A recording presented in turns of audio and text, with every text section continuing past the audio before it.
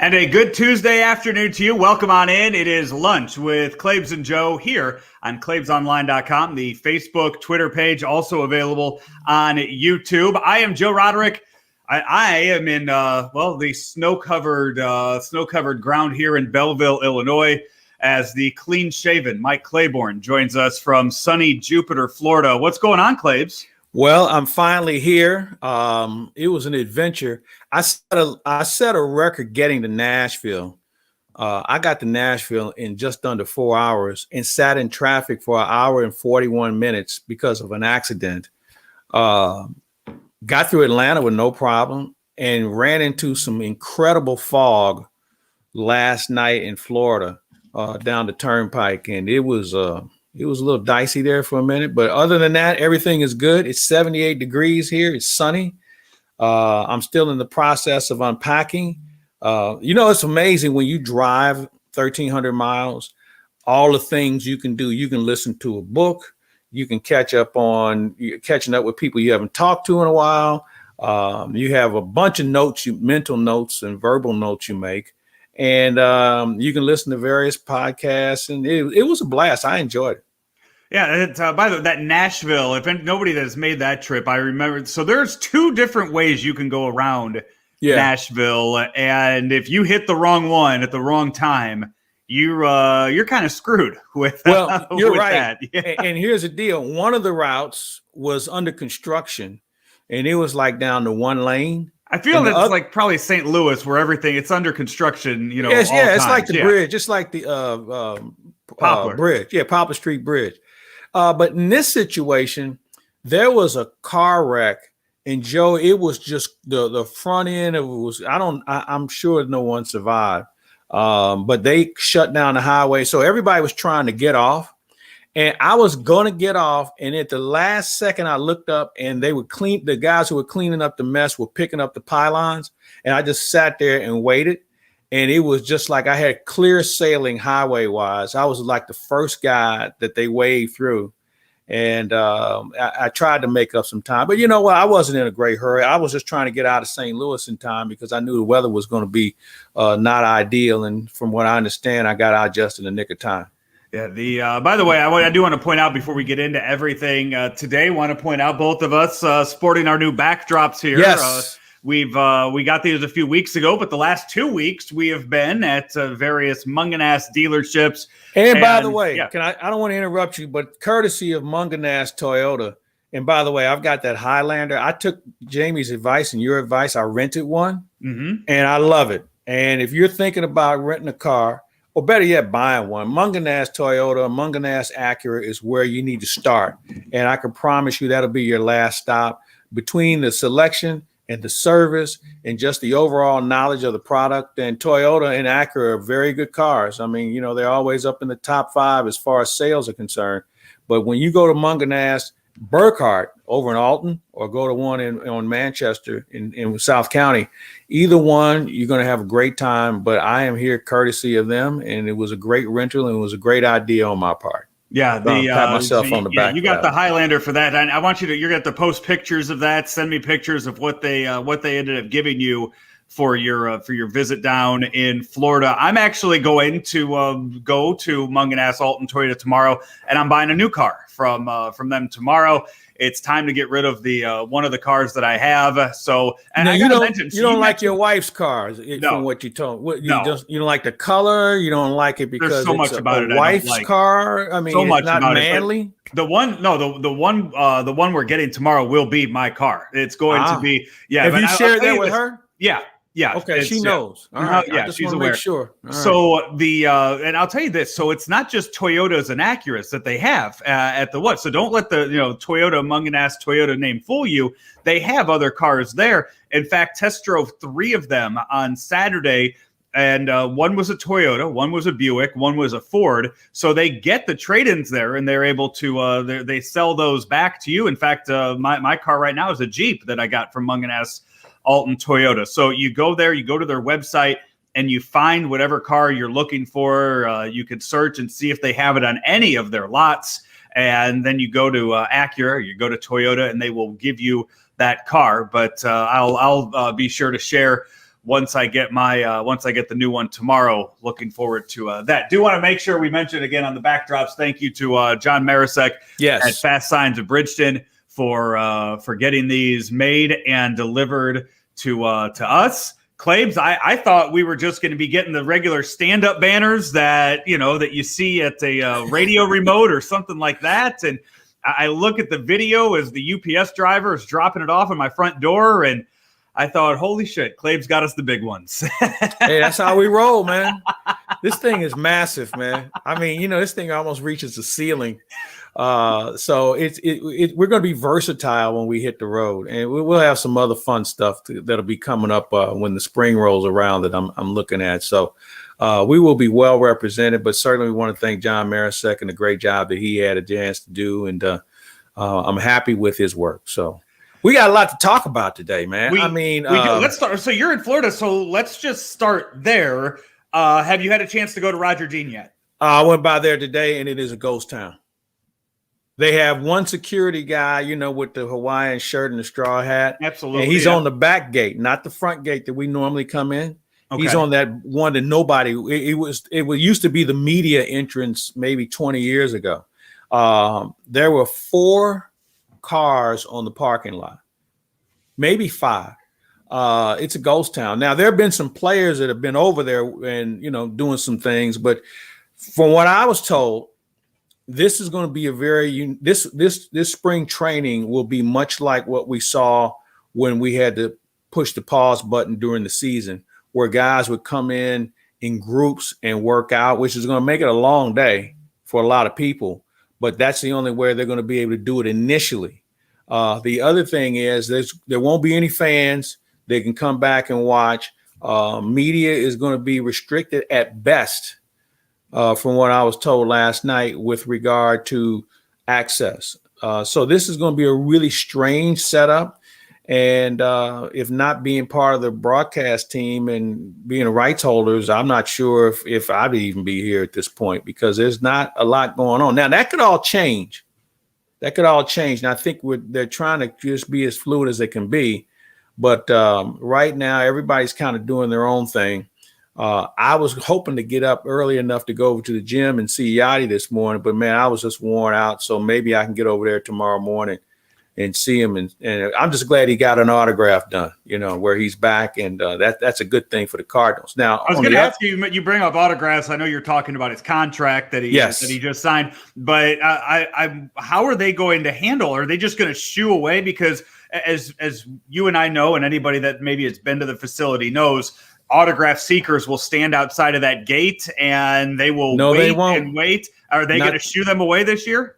There will not be any autograph situation set up this year. That's that's going to break some hearts of some 30 and 40-year-old men. Yeah, but you know what? Here's the thing. Because spring training is so dicey right now anyway, I was talking to the guy who owns JJ Muggs across the street from the ballpark. I've known him since the day he opened. And, they're trying to brace for not having a lot of people, because the hotel, you can get a spot at the hotel across the street because nobody was booking, because there was no certainty on what spring training was going to look like, not to mention the fact that there's only going to be a limited amount of tickets available. And they're sending out emails to season ticket holders for Roger Dean. They'll have first crack, and everything's going to be done online. There will be no cash at the ballpark for anything. Good. I imagine that'll be a step in the direction they'll take things at Busch and Enterprise and most arenas throughout the country over in 2021 and beyond. So it'll be a nice little test run with limited crowds here at the start of the game. So one of the things that came out, they kind of released new rules that we'll have for spring training this year. Ken Rosenthal and a few others had the story. You had mentioned it and kind of talked about it a little bit, that you were hearing rumblings of it happening, that we don't know what's happening in the Cactus League yet. There haven't really been anything set forth by the Cactus League, but the Grapefruit League in Florida came out yesterday, and the West Coast teams are going to play 28 games. The East Coast teams are going to play 24 games, with a lot of inter-squad matchups to replace the other 6 games that they're missing, and a few other rules being mixed in for the start of the baseball season. They're going to try to play 162 games this year. whether it's 7-inning doubleheaders or however they're able to get it done. Baseball is planning to play a full season, much like the NFL just did. Yeah, they're going to put their foot to the firewall here, and there's a couple of reasons why. First of all, there's no collective bargaining agreement after this year, so the players are trying to stack money as much as they can for this year because, right now, Joe, the animosity between the owners and the players is really at a high pitch right now, and so some think that maybe there won't be a start to next year or maybe even a season because these guys are dug in. And what's unfortunate, neither side has done a good job in letting everyone know what are we fighting over? What's this all about? So that's one thing. The other thing is there's another issue that's come into play where they're going to probably have a lot of night games here in Florida because that way they can limit players' access to going to restaurants and doing things at night. And not that many of them do that anyway. But it's one of those situations they're trying to limit their access, and they're going to lock these guys down as much as they can, especially coaches and managers. Those guys are going to be on total lockdown. So it's going to be a change for them. It's also going to be a change for players who normally bring their families down. I don't know how that's going to work.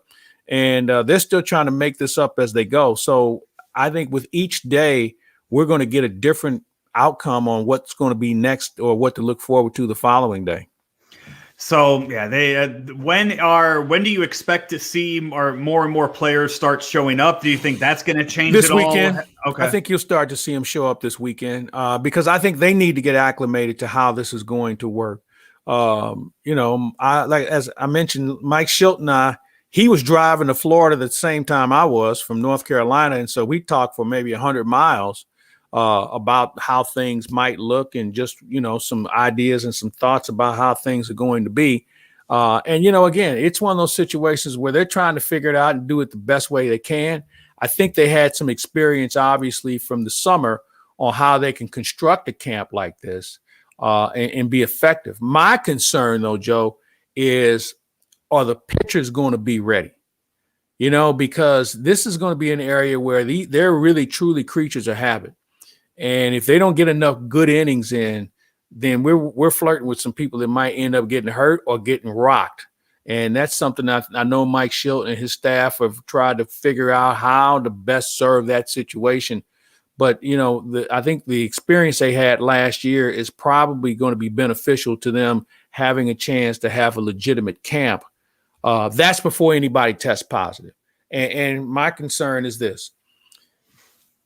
In this situation, in the state of Arizona and the state of Florida, two states that are kind of burning to the ground because of the infections, I don't know why anyone doesn't think somebody who's with one of these teams or a family member or whatever isn't going to contract it.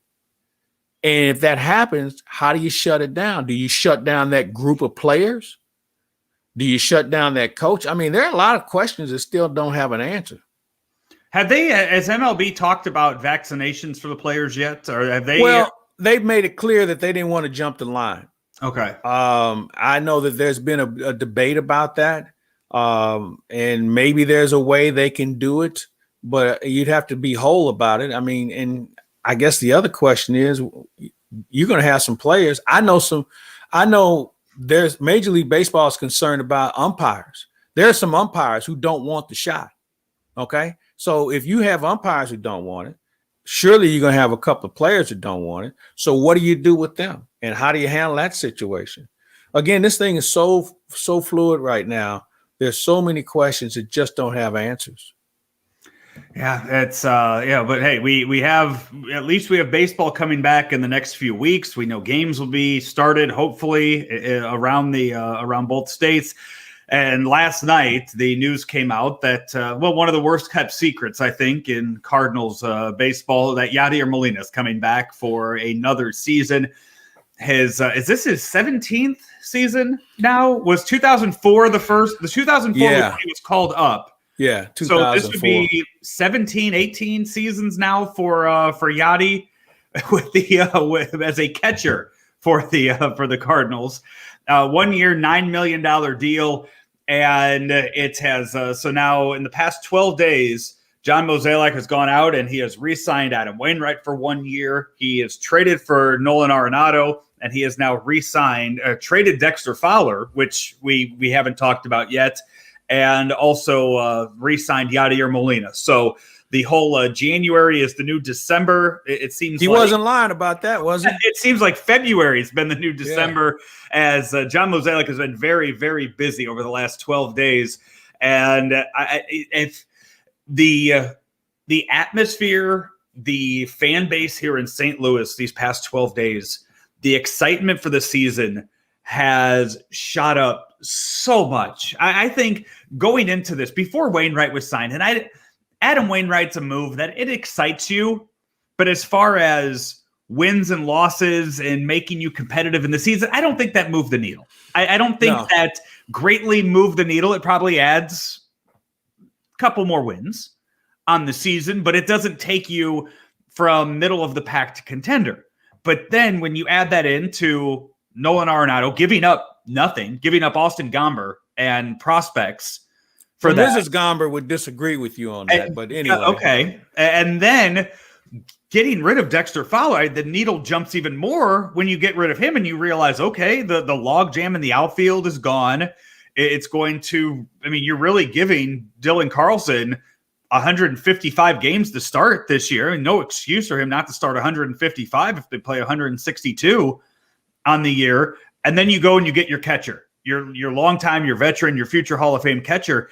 And it's really gone from, you know what, if I can get tickets, maybe I'll go to the game, to they better let me in that damn stadium this year, because I can't wait to see this team run away with the NL Central and see how they can compete with the Dodgers and the Padres out west when that time comes. Well, you make a great point. I think that this organization, this team, from an exposure standpoint, was pretty dormant. It was almost on life support, and everybody was kind of like, we're not doing anything. And then the other thing was the division wasn't doing anything either. It wasn't like in other situations where, look, you see what the Cubs did today, or nobody was doing anything.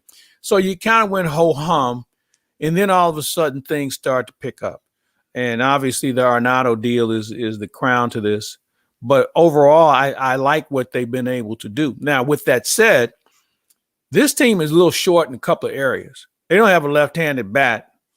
It's going to be in a lineup every day. Carlson, obviously a switch hitter. Hitters, though. You got Edman and you got Carlson that are switch hitters. But I'm talking about a guy who's got some real ring experience in that situation. Carpenter doesn't have a job, and here's the other question: who's the backup middle infielder? Who's that going to be? Because you moved Max Schrock. Max Schrock is gone. He's one guy, though, he's available. He was released, I thought, by the Cubs. Really? I thought he was released over the Cubs, unless I'm thinking of somebody different that used to be in the Cardinals organization. Scalzo? No. It would have been a guy like Schrock or somebody else. Okay, I didn't that see I that thought one. was just released. I'm going to look that up real quick. So here's the other question for you, though. You don't really have any left-handed punch off the bench as far as pinch hitting, other than Matt Carpenter.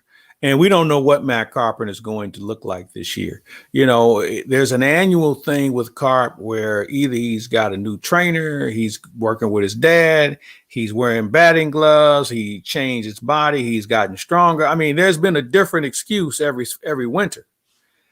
And the one excuse we can't avoid is age and the fact that he's getting older. And I don't know what to expect. Hey, I want him to do well. He's a good player. But they're going to need him to do some things differently in 2021 where he's not going to play every day. There isn't a spot. You may see him play some left field. If you might see a platoon situation with him and O'Neill and Lane Thomas.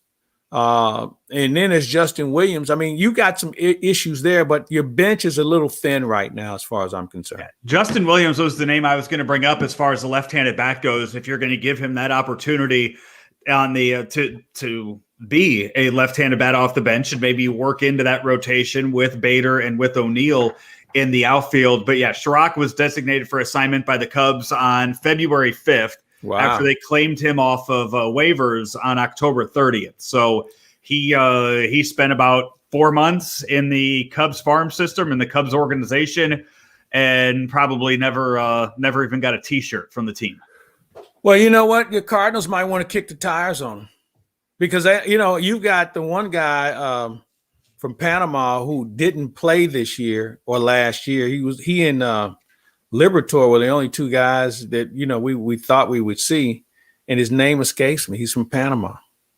You know what I'm talking about. I'm not sure who you're talking about. The middle infielder. Sosa? Yeah, Sosa, Mundo Sosa. Okay. I guess he's going to have to get a look. But there's no real experience as far as coming off the bench. I don't know. Do you want to kick the tires on Brad Miller? I didn't think Brad Miller was very good defensively. And if I'm going to play him, I'm going to put him in situations maybe late in the game sometimes, or maybe in a double switch, which brings me to the other question. You touched on something earlier about no DH.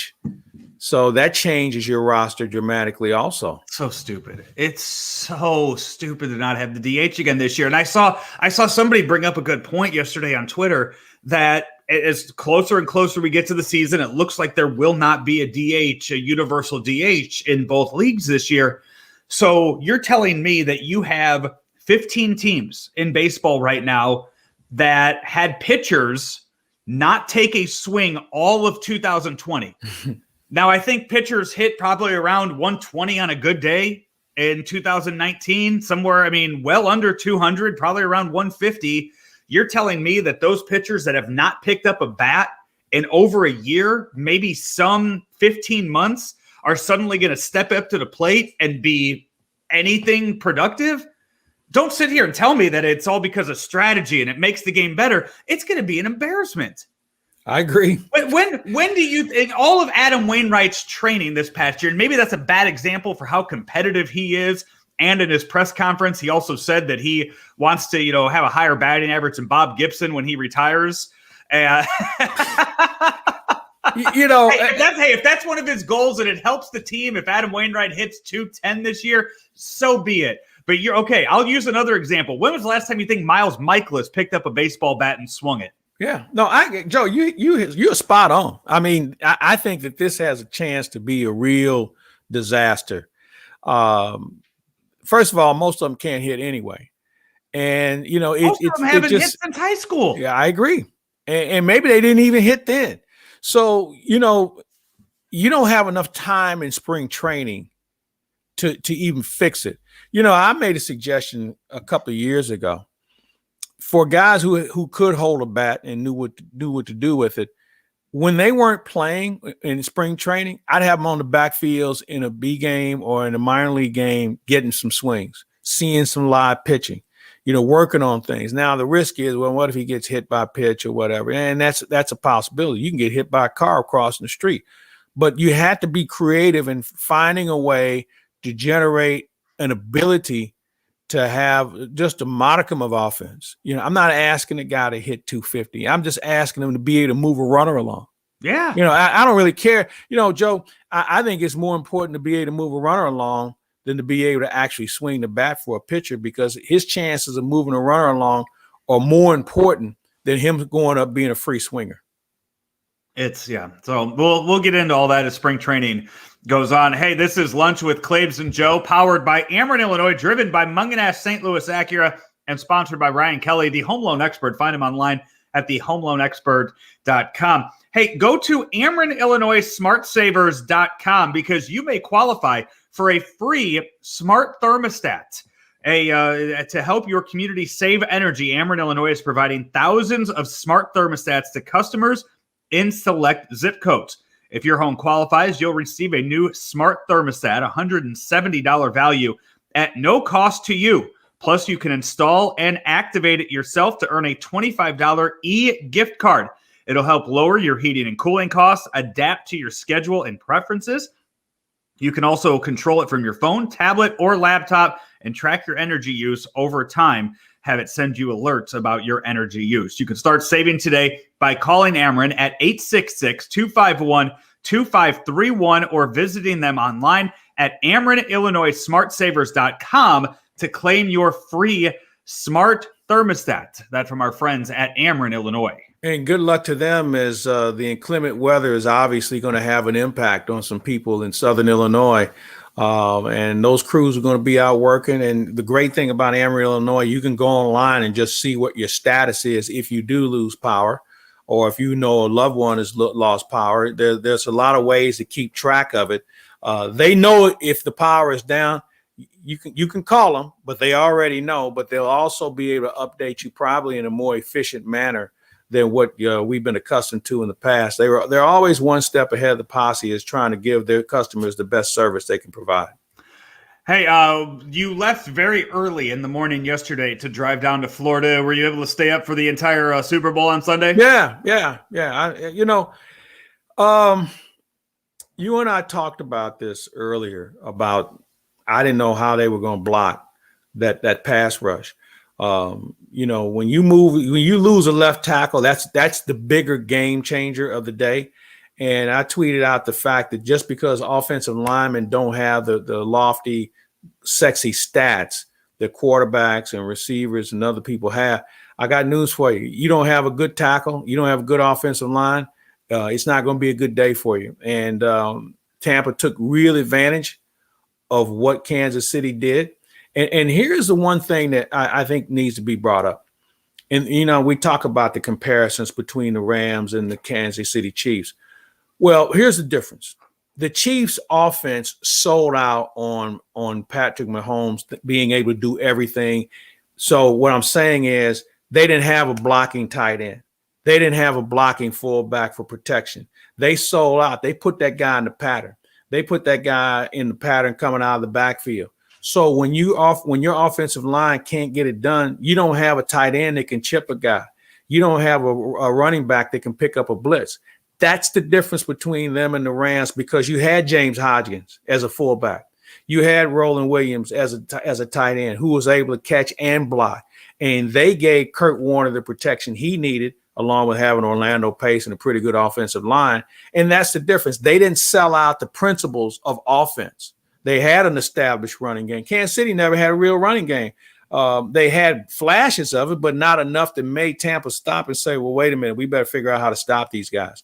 So overall, you live by the sword, you die by the sword. And I think that's what we saw with Kansas City. And I tip my cap to the Tampa Bay coaching staff on all three fronts. I thought they did a remarkable job in game preparation.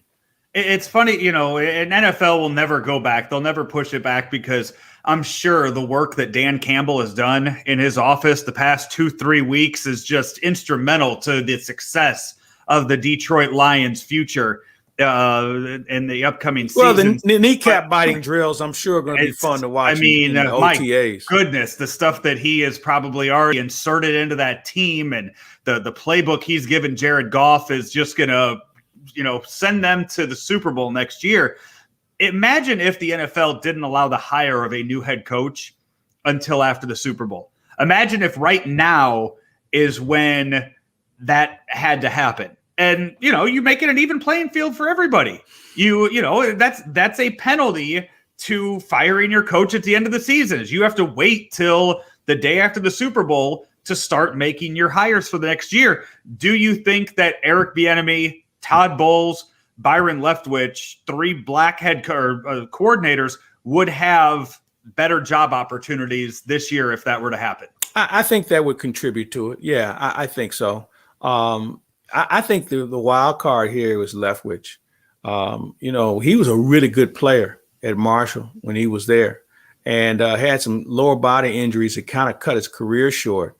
But I was talking to someone who knows both Brady and Leftwich, and Brady is giddy about actually working with a guy who quarterbacked in the NFL. Now, if you look back and you look at what he worked with in New England, McDaniels was the quarterback in the NFL, but Leftwich was a big, strong guy who understood the game. And they said they hit it off from the first day, and they never looked back. And Arians basically said, you guys figure it out. If you don't mind, let me know what we're going to do on Sunday, and we'll go from there. And it's been an incredible marriage for those two. But I think Leftwich is a guy who's kind of been left out in the cold, because he took some guys from different organizations. You think about Antonio Brown, you think about Fournette, You lose OJ Howard early in the year. Okay, well, we lose OJ Howard, but we got Gronkowski.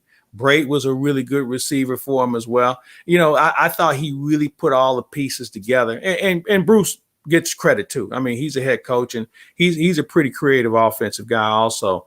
But I think overall, I was really happy to see how those guys progressed. But your point being that there needs to be more of a level playing field is certainly something the league needs to look at.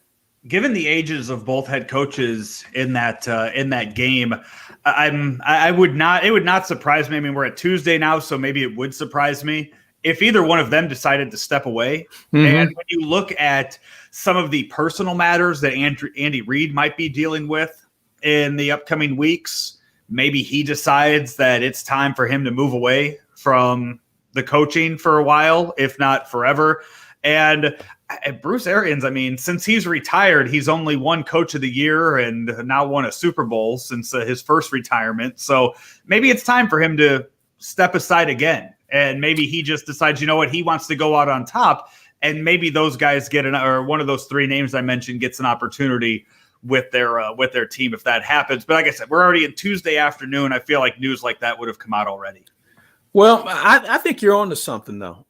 You think about, you can name the guys on one hand and a coach that won his last game. And I go back to Scotty Bowman in hockey when he was in Detroit. It doesn't happen very often. Bruce Arians' mother is 95. He's had some health issues. And I know it was floated out during the game that maybe he takes a more senior role within the organization. He's got a very good coaching staff in place, maybe the most diverse coaching staff in sports. And ironically, his roommate in college was Tiki and Aronde Barber's dad. And as one person said to me, it was funny yesterday. He said, you know why Bruce Arians gets along with everybody? He said, because he ain't scared of black people. He said he roomed with Tiki and Aronde his dad, and they're like best buds. And he's comfortable in his own skin, which is why his staff is so diverse. With Andy Reid, that's a different situation. And you're right. He's got some family issues. But, Joe, I'm not sure if a guy says, I'm stepping away to fix my family. I don't know how do you fix some adults at this point? I mean, this is all he knows is coaching. So for him to sit at home and I don't know what he would do. I'm just not sure. There's got to be a little bit more of a mechanism that actually creates fulfillment where his family is more put together. But right now, that thing's been off the tracks for a while. You may remember this when Kevin Keachman over in Kansas City, talk show host, pretty volatile guy, made this same point about Andy Reid and his family during the year, right? The early part of the year, and he got fired for it. And this is something that followed him when he was in Philadelphia. I know in Kansas City, this isn't the first situation that they'd had to deal with, but it was the most public one. And where they go from here, I don't know.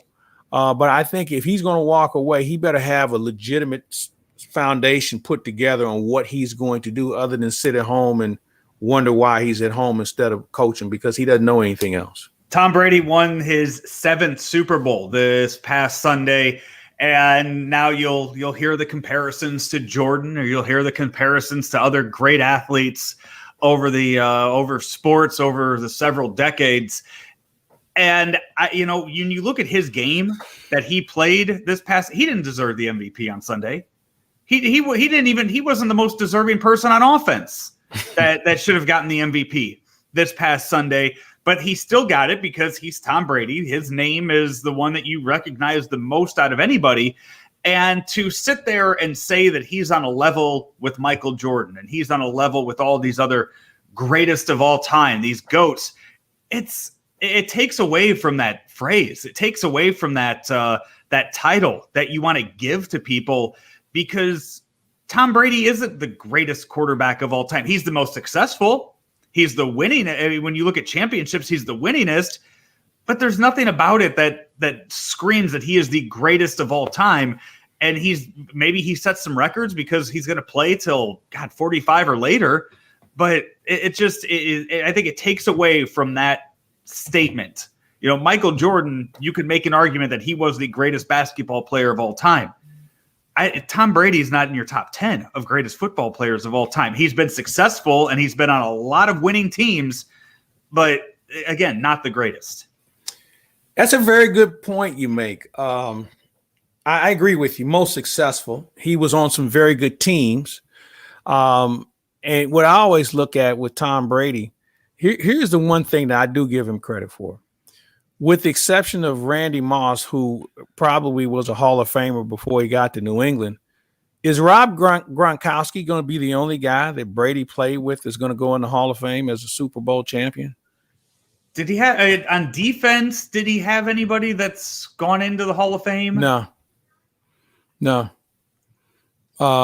I bring that up only to say it's probably one of those real interesting discussions that has two legitimate sides to it. You make a good point. I mean, he's successful because he's still playing and he's taking good care of himself and he hasn't been injured very often. And I think the longevity certainly gives him the credentials that people think he's on why he might be the greatest. I'm not necessarily in that boat. I certainly agree with you. I think he's the most successful. I'll disagree with you on Michael Jordan being the greatest. I think Kareem Abdul-Jabbar was the greatest basketball player from when he came out of the womb, and he's got every record to prove it. He may not have been as exciting as Michael Jordan, but Kareem could take over a game anytime he wanted to, and he did it at every level. But going back to your original point, I've always had a problem in football when we start talking about individuals being the best player, the greatest player. Tom Brady's not the best running back we've ever seen. He's not the best offensive lineman he might be one of the better quarterbacks. If we want to use that, that's fine. I get that. And he's put up some interesting numbers. And I think here's the other thing, Joe, that probably gives him credibility or probably heightens his situation. With the exception of Randy Moss, could you name three other guys that actually were just incredible receivers that he threw to? I mean, they were guys that were nice, but none of these guys are going to ever be mentioned in a Hall of Fame conversation.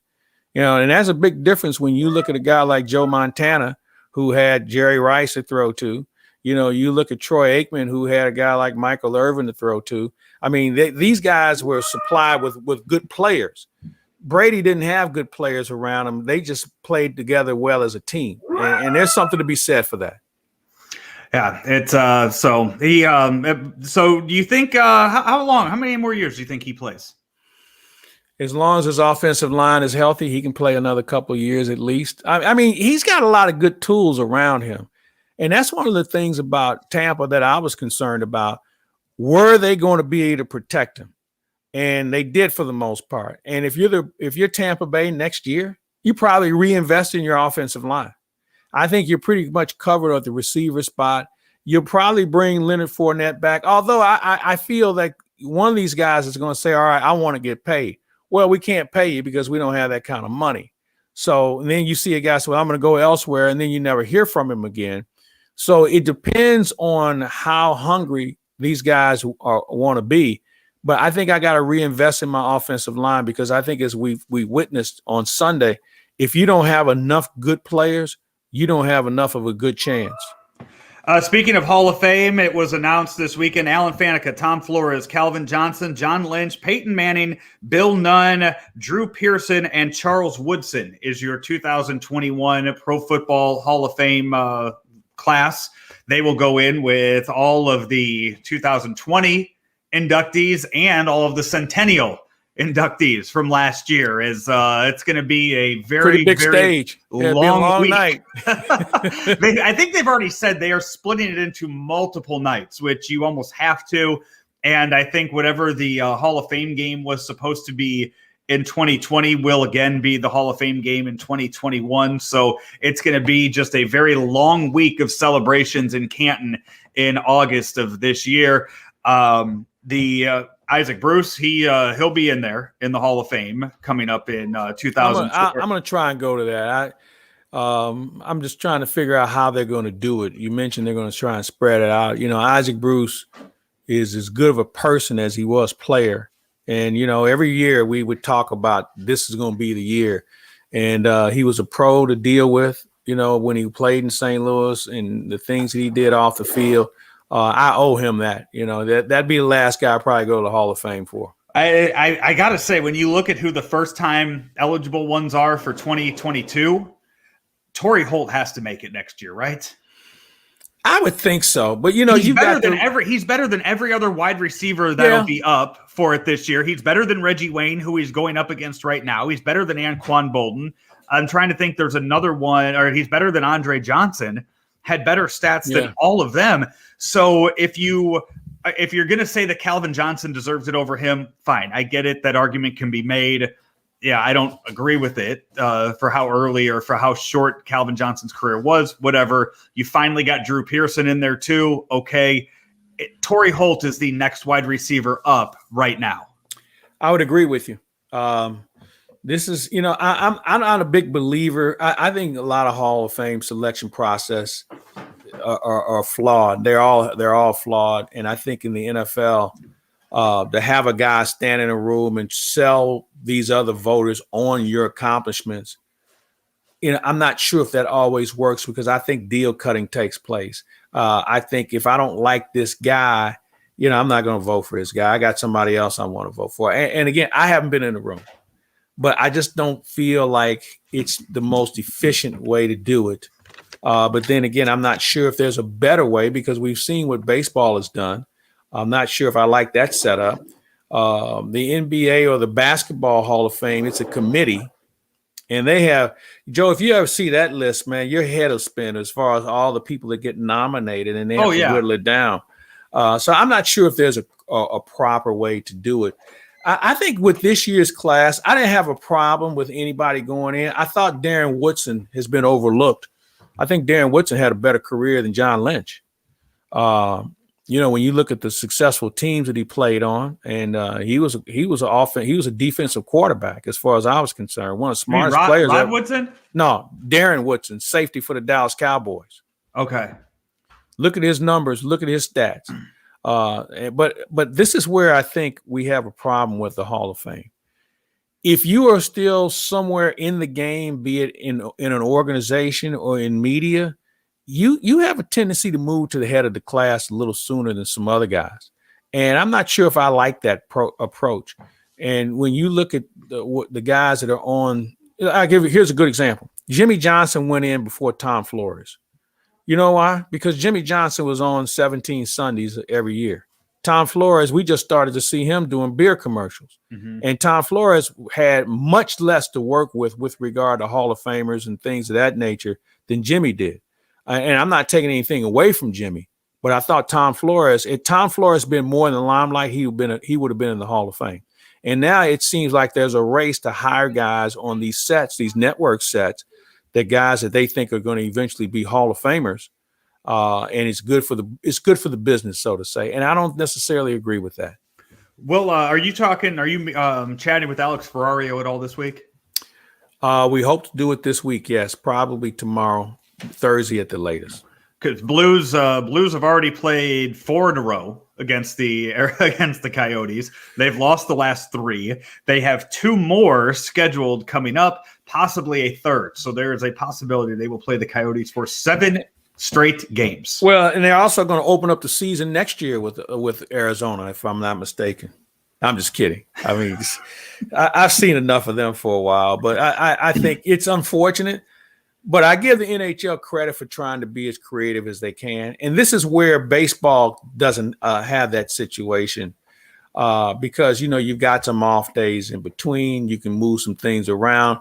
Although I think baseball might want to think about expanding the schedule with regard to if you get a couple of teams to go down, you might have to rearrange some things. Right. And I think that's the route to go right now. I think it's working so far in the NFL. I mean, in the NBA. I think we'll see them do a little bit more of it. Certainly, we've seen it in the NHL. And, we're all dealing with something we're not used to. And some people push back harder than others. But, it beats sitting at home doing nothing at this point. Once you make the commitment, with the commitment, you have to understand that you have to be flexible. And if you're not, then too bad. You should stay home.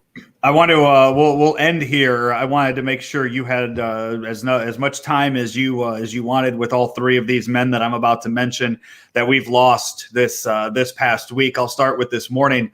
Legendary coach Marty Schottenheimer passed away at the age of 77. He's been battling Alzheimer's for the last 6 or 7 years now, and was placed in hospice last week. So not a surprise, but still a loss to the football community. Yeah, you're right. And Marty he was a tough guy. He was a decent player when he played, had some good runs in the coaching business, was probably they held his feet to the fire because allegedly he couldn't win the big one, but he was always in the big one. Okay. He just ran into some tough luck when he was in Cleveland, and he did a great job in Kansas City. He kind of helped put Kansas City back on the map as far as football was concerned. And he was a really good defensive coach, very conservative offensively, but a real contributor to the game. And, he's got a pretty high win total there as well. I would not be surprised to see Marty Schottenheimer find his name on a Hall of Fame list down the road. Also locally, Leon Spinks passed away this past week, the longtime championship boxer. Yeah, I'll never forget Leon Spinks when he won the 76 Olympics. And that's when he got started with his career. He was in the Marine Corps. He boxed in the Marine Corps, won in 76, won in 77 against Muhammad Ali. And I believe the anniversary of that fight is next week when he won and he shocked the world. Had some run-ins, nothing of the serious nature, but he was a guy that was kind of like more of the butt end of jokes. But if you ever had a chance to be around him, when he was all there, and he had some issues. One of the nicest people you'd ever know. And he did a lot of things to try and promote boxing in St. Louis. He and Michael together didn't handle his money as well as Michael did, but certainly he helped put St. Louis back on the map when it came to boxing. And there's one thing they can never take away from him. He was a champion, and that's something that a lot of people never have a chance to absorb, but he did. And then late Sunday night, around the time the Super Bowl was ending, news broke of Pedro Gomez, a long-time ESPN reporter, passing away unexpectedly. I know that's a guy that you had you had many run-ins with him over the years at spring trainings and throughout the season when he covered Cardinal games. And I know that you and him were very close. Yeah, Pedro and I go back to the days when he was a writer. I knew him before he was when he went to ESPN, and we just hit it off. And he was a great friend. We stay in touch. And you're right. When the Cardinals were in their heyday of postseason, he would come to St. Louis, and he and I had a couple of spots I'd take him to, and he would just have the time of his life. And we had a standing meeting every year for the winter meetings where we would go to dinner with some other people. One of the nicest people you would ever meet, very professional. You have to remember, Joe, he had to cover Barry Bonds when Barry Bonds was one of the biggest assholes in the history of sports. And he handled that like a pro. I'll never forget when King Felix threw a no-hitter and he interviewed him in Spanish, which was something that you never saw take place, but he was comfortable in making sure that King Felix was comfortable in his conversation. He was a trailblazer. He's a wonderful person. His son is in the Boston Red Sox organization, and I hope things work out for him. But man, that's one guy that we're all going to miss. I only had a chance to speak with him one time. It was the 2015 playoffs and Cubs and Cardinals. And this is when media like me, we had to sit in the the left field, the auxiliary, box. The auxiliary. And I was there in '82, man. I know what it's like. Trust me. And there's Pedro Gomez sitting up there, and I'm thinking, this is Pedro Gomez. He's from ESPN. He should be sitting in the in the shit press box that's there at Wrigley with with guys like Claibs. And he was a really nice guy. Talking to him during the game up there. But man, it's going to be when you saw him, he was ESPN baseball, and anytime you saw him, you knew that it was. And I think the initial memory that everybody has is him covering Barry Bonds in that season of '73. Yeah, man, we just losing so many good people, and obviously it's not going to stop, but. Man, I think the Pedro one really kind of stung me because when I got the news and it was an aneurysm, and if anybody knows anything about aneurysms, either you make it or you don't, and it's just your time. And there's one guy that I'd do anything to have back for one more game. That was tough. As we wrap up today's show, we know you're down in Jupiter. What I guess what are your plans, or do you even know what kind of plans you have as far as what you're going to be allowed to do this first week? No, or so?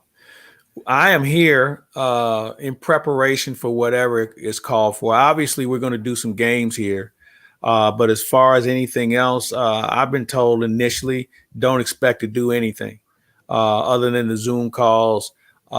They may have us on the field to watch practice from a distance, but right now it's shut down, and we're just going to have to kind of keep our fingers crossed on whether this thing kind of grows a little bit. The one thing that I'm concerned about is the blame game that will start between players and owners, and they'll tell the media, well, the players wanted this. The players told us this. They didn't want you guys around. And then, the owners, the players are going to say, well, no, the owners want to do it. So we're going to hear that for a while. But it's going to be very interesting. I mean, I've covered a lot of these. This will be the most unique one I've ever been part of because I don't know what to expect. I'll be over there when I'm allowed to. I'm not going to trespass or get myself in a situation where I won't have any access, but we're just going to have to wait and see. But I kind of think those days where we would all sit out on the patio, on the benches or picnic tables, that's not going to happen this year. Right. There won't be any one-on-ones or any sit-downs of that nature initially. Frank doesn't have to steal a stool from somewhere in the building and bring it out. Yeah, I've made some suggestions on how it could be a little bit more flexible and safe. I don't know whether they're going to take my suggestion or not, but we'll see what happens. So. But if anything happens, we'll have it up here on the website. I got to ask before we get out of here. I've had two people text me during the show today and ask why Claibs looks different today. When was the last time you've had a clean shaven face? Oh, it was a few years ago. I do it every 5-8 years. I just didn't have anything. I was bored the other day. And I just said, and so I got the green light from my significant, and she was like, whoa. I said, I'm going to grow it back. Don't worry, So, this is, gosh, you know what, Joe? I bet it's been about 8 years. Yeah. Now I'm going to tell you the story about how I even grew a beard. So you remember when the Blues hired Mike Keenan, right? And I just knew we were going to Stanley Cup. It was like mid-90s. Okay. And I just said, we're going to Stanley Cup. So I'm going to grow my playoff beard. So I grew a beard, and there was no Stanley Cup. Michael Wilbon, who you know of, had also grown a beard. And somebody thought he was me and thought I was him, and we laughed about it. And I said, all right, look, one of us is going to have to go the goatee route here, man, just to create some difference. So he went the goatee route, I went the beard route, and here's the story. All right. Yeah. So, and gosh, God, that was like mid-90s. That's better than my beard story, which is I got to wear a mask all year and grow it in under a mask. So that's the whole reason of this.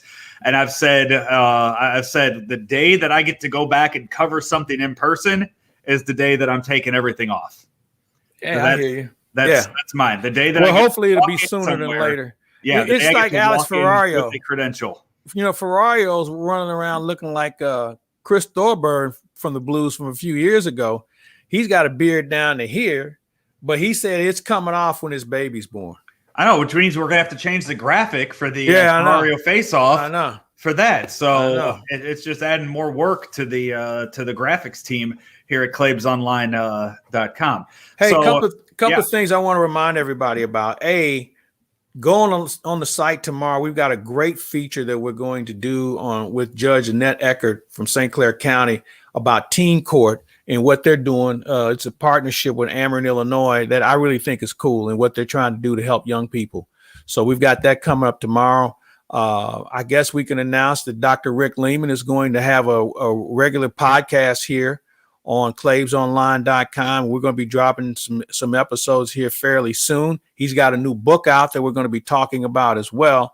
And Keith Costas is going to be joining us here soon.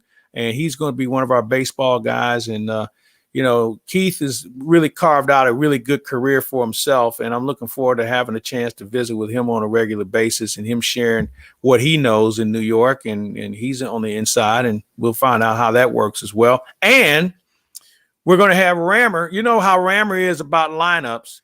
So we're going to have Rammer start to do some lineups from time to time as well with regard to the Cardinal baseball. And, of course, we'll talk with Rammer. I believe it's tomorrow or Thursday, talk some Billiken basketball because we haven't had many games to talk about. So we'll have a chance to chat with him. So we got a lot of stuff going on this week, and certainly going into hopefully a spring training where we'll have some access and be able to talk to some people. Again, we're going to kind of hold each other's hands on this and figure out where we go from here. But each day is going to be different for sure. Yeah, lots of plans in the work for what we'll be able to do for spring training, and unfortunately, none of it is up to us. No, none of it. And we got one other surprise. I got to talk to him this week, and we're going to do something that I think people will have a good time with on the website. So I'll just let it go at that. And we're going to have some fun things coming up here in the next few weeks. All right. New content each and every day up on claibsonline.com. Also, wherever you get your podcasts. By the way, what do you have lined up for the weekend? I know I'm going to talk to my friend Matt Snyder of CBSSports.com. We'll talk some baseball with him, and looking around for a second guest for the show this week that Andy and I will put out on Friday. The return of Weekend Joe. Didn't do one last week because I had 12 interviews from our virtual Radio Row. By the way, outstanding job with all the Radio Row guests. Yeah, they were. I really got a kick out of that, seeing some of those people, and I hope everybody else enjoyed it as much as I did. And I'm telling you what, going live with the video the way we did gave me a lot of ideas for what we can do in the future whenever we're broadcasting on a remote site like that and just going live on the website. I'll tell you what, I mean, the stuff that we have learned in 2020 as far as how to put out a website, a podcast, and do all of the video audio together has really sparked some ideas, and I think has changed the way that we'll be able to broadcast a lot of this in the future. So just the fact that I'm able to click, go live, and we're able to put it up on 3 different websites at once is pretty cool. So yeah, good enough. Yeah, so that's Mike Claiborne. I'm Joe Roderick. This has been another episode of Lunch with Claibs and Joe, powered by Ameren, Illinois, driven by Munganast St. Louis Acura, and sponsored by Ryan Kelly, the home loan expert. Find him online at thehomeloanexpert.com. We will talk to you next week.